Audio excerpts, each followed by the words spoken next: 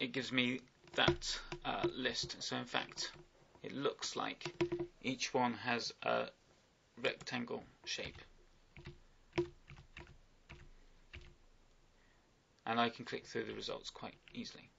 And of course, the other thing is with your XPath expressions is sometimes it helps to include them on multiple lines when they start getting a bit long. So SketchPath allows you to easily do that.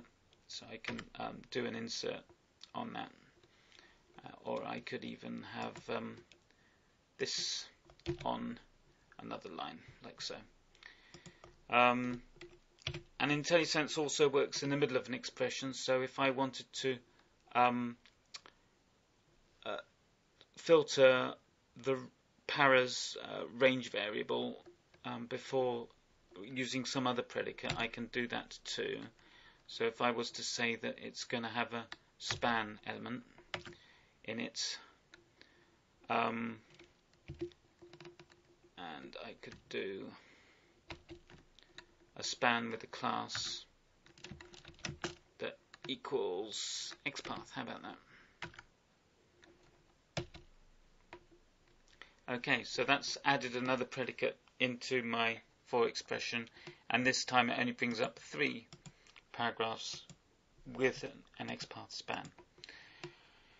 Okay, that probably concludes this first session.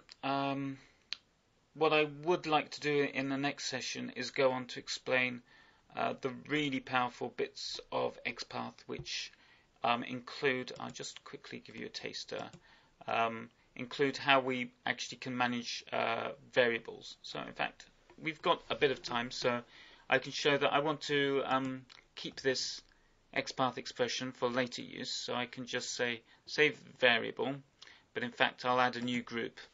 So I'll just call that group demo, return, and I'll say add new variable, and I'm going to call this for demo, like that.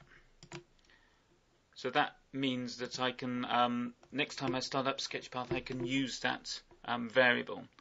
And in fact, because it's declared now, I can just use it immediately, just like so.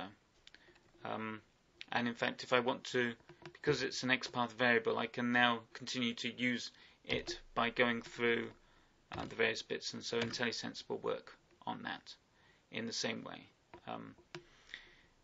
The other thing that with variables is that if you want to actually know what its contents is again, or you want to modify it in some way, you just double click in the variable pane and it brings back your saved variable.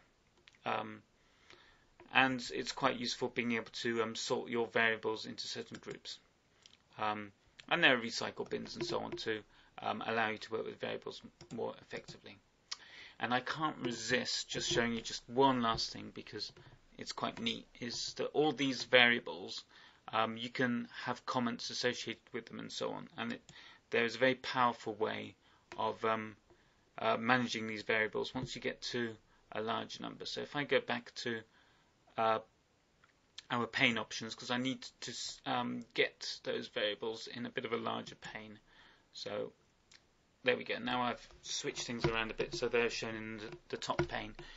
So we see the name of these variables, what group they're in, the actual expression for that variable, the last value that that variable actually returned, or in fact it's the value of the first node in the sequence that it returned is shown in the cache. And you can add your own comments. So in fact I created this in my new demo group.